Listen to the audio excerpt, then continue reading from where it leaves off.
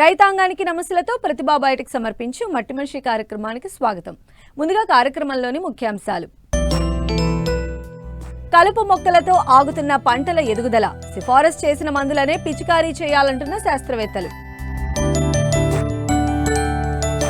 వరిలో నారుమడి నుండి కోత వరకు ఎలకల బెడద, ముందస్తు జాగ్రత్తలు పాటిస్తే నివారణ సులువు.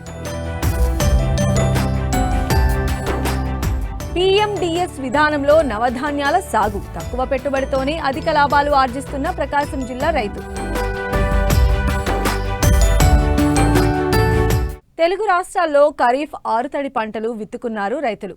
కొన్ని చోట్ల ఇంకా విత్తుతూ ఉన్నారు. ప్రస్తుతం విత్తిన పత్తి, కంది, సోయాబీన్ పంటలు 10 నుండి 20 రోజుల దశలో ఉన్నాయి.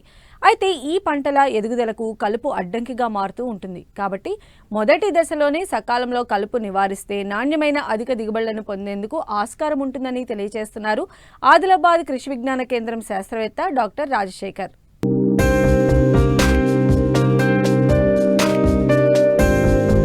తెలంగాణ రాష్ట్రంలో పత్తి పంట సాధారణ విస్తీర్ణం 44 లక్షలు. వర్షాధారంగా పండే పంటల్లో అన్నింటికంటే పత్తి సాగు ఆర్థికంగా మంచి ఫలితాలను అందిస్తుండటంతో రైతులు ఈ పంట సాగుకు అధికంగా మక్కువ చూపుతున్నారు. దీంతోపాటు కంది, సోయాబీన్ పంటలకు మద్దతు ధర ఆశాజనకంగా ఉండటంతో రైతు వీటి సాగును కూడా అధిక విస్తీర్ణంలో చేస్తున్నారు. ఇప్పటికే వేసిన పంటలు వివిధ ప్రాంతాలలో 10 నుంచి 20 రోజుల దశలో ఉన్నాయి. ఈ దశలోనే కలుపు ప్రధాన పంటల ఎదుగుదలకు అవరోధంగా మారుతోంది. అయితే మార్కెట్లో అనేక రకాల కలుపు మందులు లభిస్తున్నాయి. ఏ పైరుకు ఏ మందును ఎంత మోతాదులో ఏ సమయంలో ఎలా వాడాలో అన్ని వివరాలు పూర్తిగా తెలుసుకున్న తరువాత మాత్రమే వాడాలి. సిఫారసు చేయని, పూర్తి వివరాలు తెలియని కలుపు మందులు ఎట్టి పరిస్థితుల్లో వాడకూడదు. అలా వాడితే కలుపు నిర్మూలన సరిగ్గా జరక్కపోగా కొన్ని సందర్భాల్లో పంటలక్కూడా నష్టం వాటిల్లే ప్రమాదముంది. తొలి దశలో పత్తిలో ఆశించే కలుపు నివారణ చర్యల గురించి రైతులకు తెలియజేస్తున్నారు ఆదిలాబాద్ కృషి విజ్ఞాన కేంద్రం శాస్త్రవేత్త డాక్టర్ రాజశేఖర్. ఆదిలాబాద్ జిల్లాలో చూసుకున్నట్లయితే ప్రత్తి, సోయాబీన్, కంది ప్రధాన పంటలు. చాలా వరకు మరి ప్రస్తుత పరిస్థితులలో ఈ 3 పంటలు రైతులు విత్తుకోవడం జరిగింది. మరి ఈ ప్రత్తిలో ప్రస్తుత దశ చూసినట్లయితే సుమారుగా 10-15 రోజులలో కొన్ని ప్రాంతాలలో 15-20 రోజుల దశలో ఉంది. సో ఏమైనా కూడా కొంత ఇంకా విత్తుకునే రైతులు ఉన్నా కూడా మరి ప్రీ ఎమర్జెన్సీ హెర్బిసైడ్గా ఈ ప్రత్తిలో ముఖ్యంగా ఈ పెండిమిథిలిన్ అనే మందుని మనకు మార్కెట్లో స్టాంప్ ఎక్స్ట్రా రూపంలో దొరుకుతుంది. సో ఎకరానికి 700 మిల్లీలీటర్లు 200 లీటర్ నీటిలో కలిపి పిచికారీ చేసుకున్నట్లయితే ప్రాథమికంగా వచ్చే కలుపును నివారించుకోవచ్చు. తద్వారా ఖర్చును కూడా తగ్గించుకోవచ్చు. అదేవిధంగా మరి ప్రతిలో 20 నుంచి 30 రోజుల దశలో వచ్చే కలుపు నివారణకి ముఖ్యంగా ఈ యొక్క పైరిథయోబ్యాక్ సోడియం అనేది హిట్వీడ్ రూపంలో దొరుకుతుంది. అది ఎకరానికి 250 మిల్లీలీటర్లు పిచికారీ చేసుకోవాలి. లేదా కిజోలోఫాపిథేల్ టర్గా సూపర్ రూపంలో దొరుకుతుంది. ఎకరానికి 400 మిల్లీలీటర్లు 200 లీటర్ నీటిలో కలిపి పిచికారీ చేసుకున్నట్లయితే ఈ యొక్క పత్తి మొలిచినాక వచ్చే కలుపుని అంటే నివారించుకోవచ్చు. ఆ కలుపు కూడా 2 నుంచి 3 ఆకుల దశలో ఉన్నట్లయితేనే ఈ యొక్క కలుపు మందు పిచికారీ చేస్తే చాలా సమర్థవంతంగా ఆ కలుపుని నివారించుకోవచ్చు. ఇకపోతే ఫ్లూజిఫాబిటైల్ అనే మందు కూడా ఎకరానికి 500 మిల్లీలీటర్ల చొప్పున పిచికారీ చేసుకున్నా కూడా ఇది పోస్ట్ ఎమర్జెన్సీ హెర్బిసైడ్. సో దీని ద్వారా కూడా ఈ యొక్క పత్తి మొలిచిన తర్వాత కలుపుని నివారించుకోవచ్చు. 30-40 రోజుల దశలో ఈ కలుపు 4 ఆకుల దశలు ఉన్నట్లయితే ఈ మందులు పిచికారీ చేయకూడదు. ఎందుకంటే కలుపు ముదిరిపోతుంది కాబట్టి అప్పుడు ఈ అంతరకృషి ద్వారా లేదా డౌర ద్వారానే కలుపు నివారణ చేసుకోవాలి. పత్తి తర్వాత ప్రధాన పంట సోయాబీన్. ఈ సోయాబీన్లో కూడా మరి ప్రీ ఎమర్జెన్సీ హెర్బిసైడ్ అంటే విత్తుకున్న 48 గంటల్లో ఈ ముఖ్యంగా ఈ యొక్క పెండిమిథిలిన్ అనే మందు స్టాంప్ ఎక్స్ట్రా రూపంలో దొరుకుతుంది. సో అది కూడా ఎకరానికి 700 మిల్లీలీటర్ల చొప్పున పిచికారీ చేసుకోవాలి. ఫ్లూజియోమాక్స్ అనే మందు సుమిమాక్స్ రూపంలో దొరుకుతుంది మార్కెట్లో. సో అది కూడా ఎకరానికి 100 మిల్లీలీటర్ల చొప్పున మరి 200 లీటర్ నీటిలో కలిపి పిచికారీ చేసుకున్నట్లయితే మరి ప్రాథమికంగా వచ్చే కలుపును నివారించుకోవచ్చు. సోయాబీన్ మొలిచినాక అది కూడా 2 నుంచి 3 ఆకుల దశలో పోస్ట్ ఎమర్జెన్సీ హెర్బిసైడ్ ముఖ్యంగా ఈ క్విజలోపాప్ ఇథైల్ 400 మిల్లీలీటర్లు లేదా ప్రాపోకిజోపాప్ 250 మిల్లీలీటర్లు రూపంలో గడ్డి జాతి కలుపుని నివారించుకోవచ్చు. ఇక గడ్డి జాతి మరియు వెడల్పాటి ఆకులు ఉన్నట్లయితే ఇమజిత్పైర్ అనే మందు పర్షూట్ రూపంలో దొరుకుతుంది. అది 250 మిల్లీలీటర్లు ఎకరానికి పిచికారీ చేసుకోవాలి.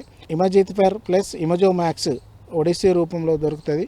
అది ఎకరానికి 40 గ్రాములు పిచికారీ చేసుకున్నట్లయితే ఈ యొక్క గడ్డి జాతి మరియు వెడల్పాటి ఆకులు కూడా సోయాబీన్లో 20 నుంచి 20 రోజుల దశలో నివారించుకోవచ్చు. సోయాబీన్లో కొంత రైతులు ఈ యొక్క అంతర కృషి లేదా డౌరా కొట్టాలన్న అపోహ ఉన్నది. కాబట్టి 30 రోజుల లోపు ఈ యొక్క ఎడ్ల ద్వారా అంతర కృషి చేసినట్లయితే ఎటువంటి ఇబ్బంది ఉండదు. వేరు వ్యవస్థకు కూడా ఎటువంటి నష్టం జరగదు. మూడవ ప్రధాన పంట కంది. కందిని సాధారణంగా మరి సోయాబీన్లో కానీ పత్తిలో కానీ అంతర పంటగా రైతులు వేస్తూ ఉంటారు. కాబట్టి కంది పంటలో కూడా మరి సోయాబీన్ లాగానే ఈ యొక్క ప్రీ ఎమర్జెన్సీ హెర్బిసైడ్గా పెండిమిథిలిన్ అంటే స్టాంప్ ఎక్స్ట్రా రూపంలో దొరుకుతుంది. సో దానికి కూడా ఎకరానికి 700 మిల్లీలీటర్లు పిచికారీ చేసుకోవాలి. 20 నుంచి 20 రోజుల దశలో సోయాబీన్లో లాగానే ఇమజిత్పేర్ అనే మందు 250 మిల్లీలీటర్లు లేదా ఇమజిత్పేర్ ప్లస్ ఇమజోమాక్స్ అనే మందును 40 గ్రాములు పిచికారీ చేసుకున్నట్లయితే ఈ యొక్క కందిలో వచ్చే మరి 20 నుంచి 20 రోజుల దశలో వచ్చే కలుపుని కూడా నివారించుకోవచ్చు.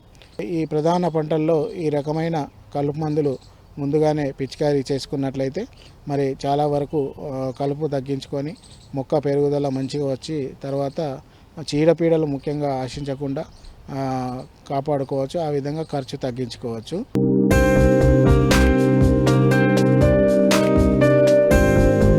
ఖరీఫ్ వరి సాగు ప్రారంభమైంది. ఇప్పటికే కొందరు రైతులు నారుమళ్లు పోసుకోగా మరికొందరు ఇప్పుడిప్పుడే పోస్తూ ఉన్నారు. అయితే కాలువల కింద వరి సాగయ్యే ప్రాంతాల్లో చీడపీడలతో పాటు ఎలకల సమస్య కూడా అధికంగా ఉంది. నారుమడుల నుండే తగిన జాగ్రత్తలు తీసుకుంటే ఎలకలను అరికట్టి దిగుబడి తగ్గకుండా చూసుకోవచ్చు. అయితే రైతులు ఎలాంటి జాగ్రత్తలు చేపట్టాలో తెలియజేస్తున్నారు వరంగల్ ప్రాంతీయ వ్యవసాయ పరిశోధనా స్థానం శాస్త్రవేత్త శ్రవణ్ కుమార్.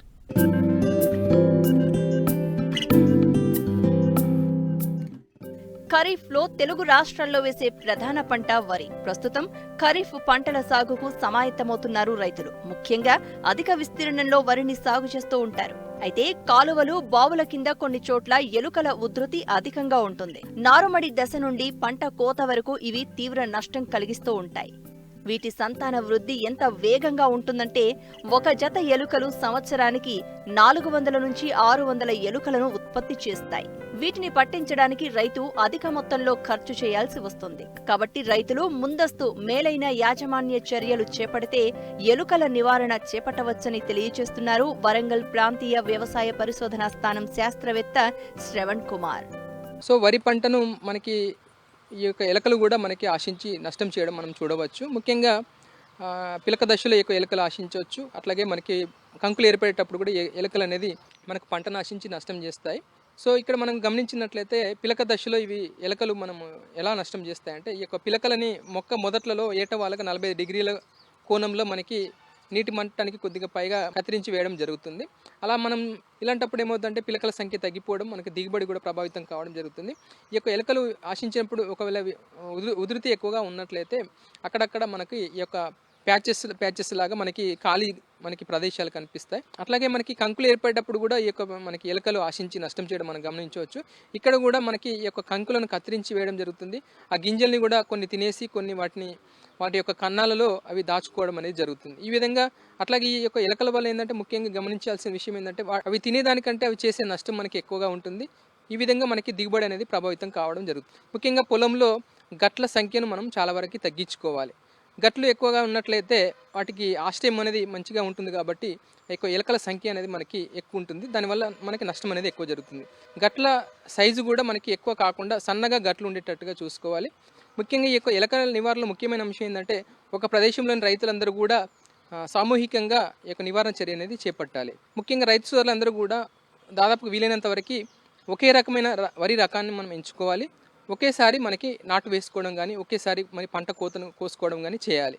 వీటితో పాటు మనకు ముఖ్యంగా బర్రో ఫ్యూమిగేటర్స్ అనేది మనకి పరికరాలు లభ్యమవుతున్నాయి.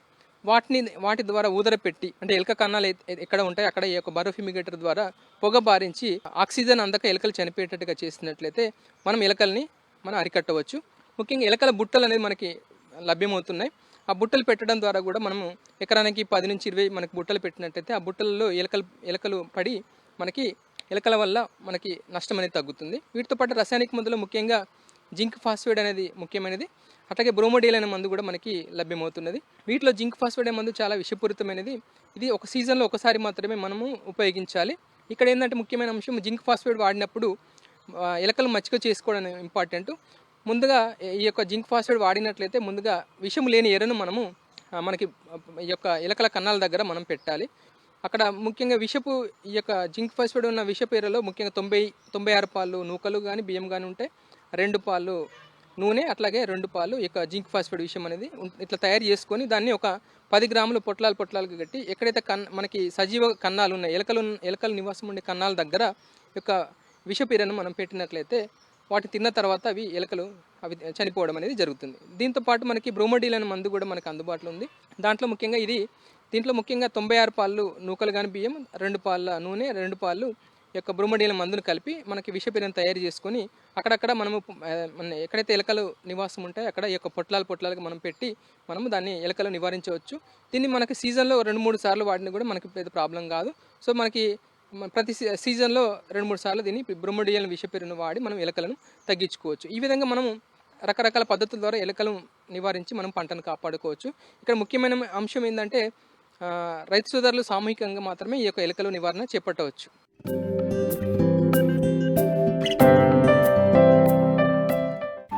ప్రతిభ బయోటెక్ సమర్పించు మట్టి మనిషి కార్యక్రమానికి తిరిగి స్వాగతం. ఒకే పంటపై ఆధారపడిన రైతులకు వ్యవసాయంలో నష్టాలు సంభవించే అవకాశం ఎక్కువగా ఉంటుంది. ప్రకృతి ఉత్పాతాలు, వాతావరణం అనుకూలించకపోవడంతో ఆర్థిక నష్టాలు సంభవించే వీలుంది. అయితే అంతర పంటల సాగులో ఆ విధమైన పరిస్థితి ఉండదు. అయితే నీటి సౌకర్యం ఉండాలి. కానీ ప్రకాశం జిల్లాలో ఓ రైతు నీటి ఎద్దడిని తట్టుకొని పంట దిగుబడులను పొందేందుకు PMDS విధానంలో పలు రకాల ధాన్యాలను సాగు చేస్తూ సత్ఫలితాలను పొందుతున్నారు రైతులు.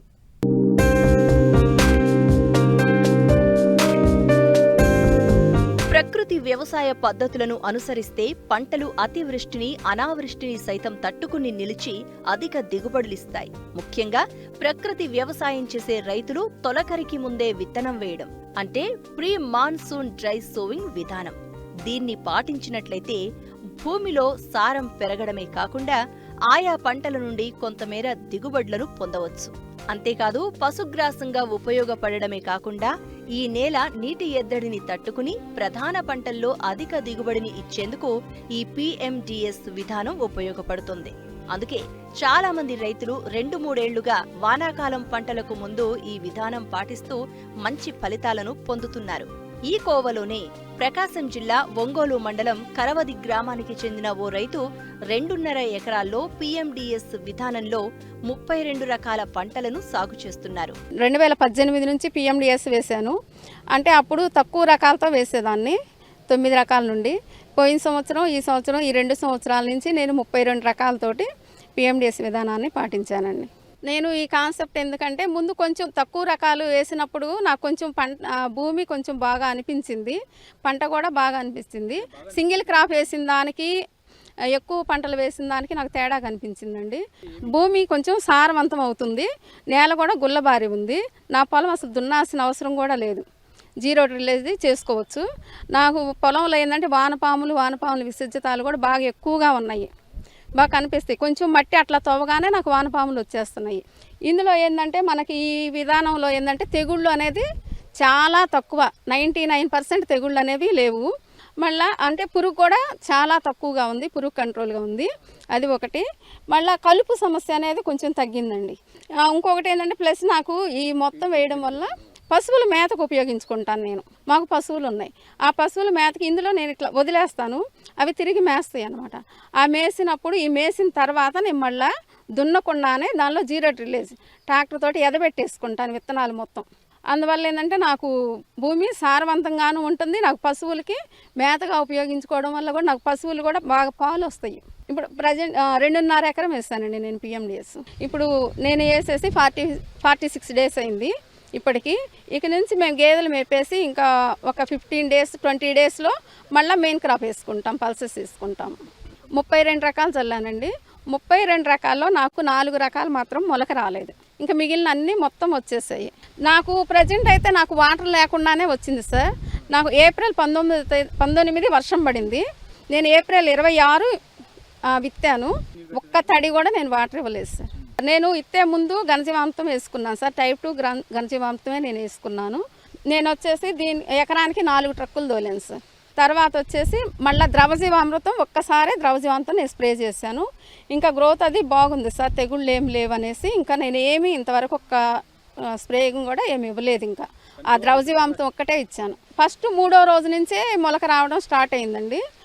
3వ రోజు నుంచి వారం రోజుల్లో నాకు అన్నీ మొత్తం జర్మినేషన్ వచ్చేసాయి. దీన్ని పశువులకు మేపుకుంటామండి. ఇప్పుడు పశువులకు మేపుకున్న తర్వాత దీనిలో మళ్ళీ మెయిన్ క్రాప్స్ పెట్టుకుంటాను. మెయిన్ క్రాప్ వచ్చేసి నేను మినుము ఎంచుకున్నాను. మినుము, అలసంద, జొన్న, సజ్జ, సన్ఫ్లవరు, మొక్కజొన్న, దోసకాయలు, బీర, గోంగూర తీసాను ప్రజెంట్. ఈ 3 రకాలు తీసానండి. ఈ 3 రకాలకి నాకు 8,000 వరకు వచ్చింది సార్. ఇంకా ఉన్నాయి సార్, తీయాల్సినవి ఇంకా ఉన్నాయి. ఇంకా ఇవి అయితే కాయలు వస్తున్నాయి, కానీ నేను అవి తీయాలంటే టైం పడుతుంది. అందువల్ల నేను పశువుల్ని మేపుకుంటాను కాబట్టి అంత ఎక్కువగా ఇవి తీయలేను. నాకు కనీసం పశువులకి అమ్ముకున్నా కానీ 30,000 వస్తాయి సార్ నాకు. అంటే మాకు కుంటలు లెక్క కొంటారు, కుంట 1,700. కూరగాయల వల్ల ఇంకొక 5-6 వేల వరకు వస్తాయి సార్. మొత్తం వచ్చేసి నాకు అంచనా ప్రకారం అయితే 45,000 నుంచి 50 లోపు వస్తాయి సార్.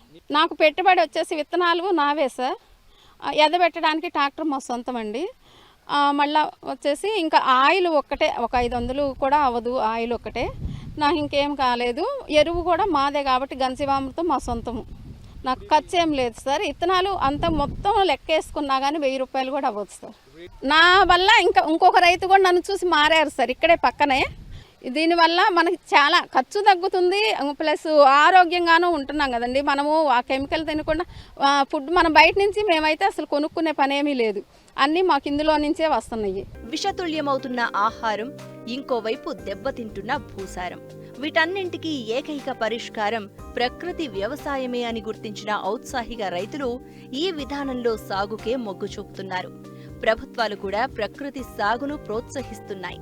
వర్మీ కంపోస్ట్, పశువులు, కోళ్లు, గొర్రెల ఎరువుల వంటివి సహజంగా లభ్యం కావడం సామాన్య రైతుకు కష్టమే అవుతోంది.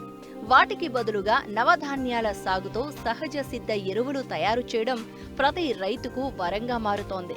ఈ నేపథ్యంలో జనుము, జీలుగా, పిల్లిపెసర వంటి పచ్చి రొట్టతో పాటు పెసలు, ఉలువలు, మినుములు, పప్పు దినుసులు, చిరుధాన్యాలు, ఆకుకూరలు, సుగంధ ద్రవ్యాలు, దుంపజాతి విత్తనాలను కలిపిన నవధాన్యాల సాగుకు అధికారుల సలహాలతో ఔత్సాహిక రైతులు సాగు చేపడుతున్నారు. ఈరోజు మనం కరవది గ్రామం ఒంగోలు మండల్లో పద్మావతి అనే మెంటర్గా చేస్తుంది అమ్మాయి, తన ఫీల్డ్లో ఉన్నాము. ఇది కూడా నవధాన్య ఫీల్డ్ అంటే అండి, మామూలుగా మనం వ్యవసాయ శాఖ ద్వారా జనుము, జీలుగా, పిల్లిపెసర, పచ్చిరొట్ట విత్తనాలు సబ్సిడీలో ఇస్తున్నాము. ఎందుకంటే మన నేలల్లో సేంద్రియ కర్బనం అనేది పూర్తిగా తగ్గిపోయింది. లెక్క ప్రకారం అయితే మన అన్ని సాయిల్స్లో కూడా సేంద్రియ పదార్థం చాలా లో ఉంది, తక్కువ ఉంది. అంటే మన నేలలు కండగల నేలలు కాదు, 70-80% తక్కువ ఉందన్నమాట సేంద్రియ పదార్థం. అది పెరగాలి అంటే పచ్చిరొట్ట విత్తనాలు వాడుతున్నాము. అలాగే నెయ్యి దెబ్బెరువులు, వానపాములు ఇలాంటివి వాడి ఈ సేంద్రియ పదార్థాన్ని పెంచుతాం. జనరల్గా ఒక విత్తనం వేసే కంటే, అంటే జనుము కానీ, జీలుగు కానీ, పిల్లిపెసర కానీ ఏదో ఒక విత్తనం వేస్తే బయోడైవర్సిటీ అంటే డైవర్సిటీ ఆఫ్ క్రాప్స్ ఉండదు. కాబట్టి నవధాన్య కాన్సెప్ట్ అండి, ఇది పూర్వీకులు వేసిందే నవధాన్యాలు. నవధాన్య అంటే ఏంటంటే ఫస్ట్ మేము స్టార్ట్ చేసినప్పుడు 12 రకాలు, 9 రకాలు, 18 రకాలు, 20 రకాలు అలా వేస్తూ వచ్చాము. ఇది 5th ఇయర్ నవధాన్యాలు ఇంప్లిమెంట్ చేయడం. ఈ లాస్ట్ ఇయర్ నుంచి మేము 30 వెరైటీస్, మన క్యాడరే ఒకళ్ళు 30 వెరైటీస్ వేస్తే ప్రధాన పంట దిగుబడులు ఇంకా పెరిగాయి. కాబట్టి 30 వెరైటీస్ వేయాలనేది మన క్యాడర్కి మ్యాండేట్ చేసాం. అలా లాస్ట్ ఇయర్ 30 వెరైటీస్ వేసిన వాళ్ళకి ఇంకా సేంద్రీయ కర్బనం పెరిగి ప్రధాన పంట దిగుబడులు పెరిగాయి. దానిలో ఏంటంటే ఈ 30 రకాలు ఎలా వేస్తారంటే ఒక 5 గ్రూపులని మిక్స్ చేస్తారండి. 5 గ్రూపులు అంటే ధాన్యపు గింజలు, చిరుధాన్యాలు, నూనె గింజలు, పప్పు ధాన్యాలు, సుగంధ ద్రవ్యాలు, జనుముజీలుగా పిల్లిపెసర కొంత, కూరగాయలు, ఆకుకూరలు, ఈ మొత్తాన్ని కలిపి సేమ్ క్వాంటిటీస్ అర కేజీ తీసుకున్నా, కేజీ తీసుకున్నా సేమ్ క్వాంటిటీ ఉండేలా చూసి 10 నుంచి 15 కేజీలు ఒక ఎకరాకు వేయిస్తాం. ఎప్పుడు అంటే దీన్ని PMDS అంటారు, అంటే ప్రీ మాన్సూన్ డ్రై సోయింగ్. అంటే తొలకరి జల్లుల కంటే ముందే విత్తనాలు ఎదబెట్టడం. అప్పుడప్పుడు అడపాదడపబడే వర్షాలకి ఇలాంటి పైరు వస్తుంది అనే ఉద్దేశంతో ఇది నవధాన్య కాన్సెప్ట్ పెరిగిందండి. ఇప్పుడు మన జిల్లాలో మొత్తం ఇప్పటి వరకు ఒక 13,000 మంది రైతులు చేశారు. వాళ్ళు 14,500 ఎకరాల్లో ఇప్పుడు ఇలాంటి ప్లాట్స్ ఉన్నాయి. అంటే ఇలా కాదు, డిఫరెంట్ స్టేజెస్లో. ఇప్పుడు వచ్చిన వర్షాలకే ఈ పైరు ఇలా వచ్చింది, కానీ ఎలాంటి నీరు కూడా పెట్టలేదు ఈ పొలానికి. సో వాటర్ లేకపోయినా కూడా వచ్చిన వర్షాన్ని వాడుకొని పచ్చిరొట్ట పెరగటం అనేది మెయిన్ కాన్సెప్ట్ అండి.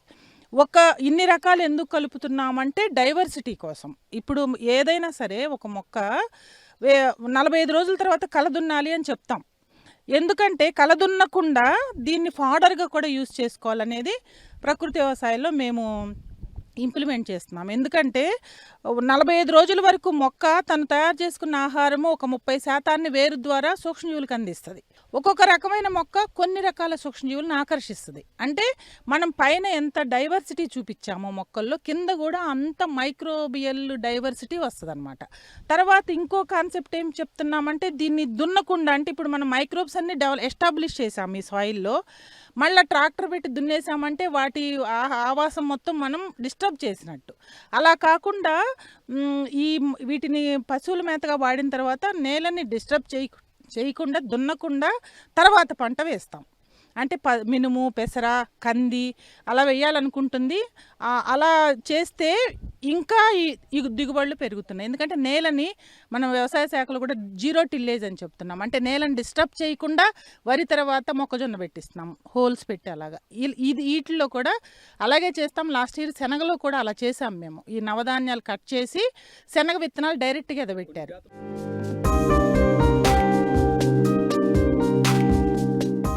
వ్యవసాయంలో సమస్యలకు, సందేహాలకు సమాధానాల కోసం మట్టి మనిషి రైతుకు అండగా నిలుస్తోంది. మీరు సంప్రదించవలసిన చిరునామా మట్టి మనిషి 10 TV, road number 36, Jubilee Hills, Hyderabad 500033. మా ఫోన్ నెంబర్ 04030010110 8897186111. మరిన్ని ఆసక్తికరమైన విశేషాలతో ప్రతిభా బయోటెక్ సమర్పించు మట్టి మనిషి కార్యక్రమంలో మళ్ళీ కలుసుకుందాం. అంతవరకు సెలవు, నమస్కారం.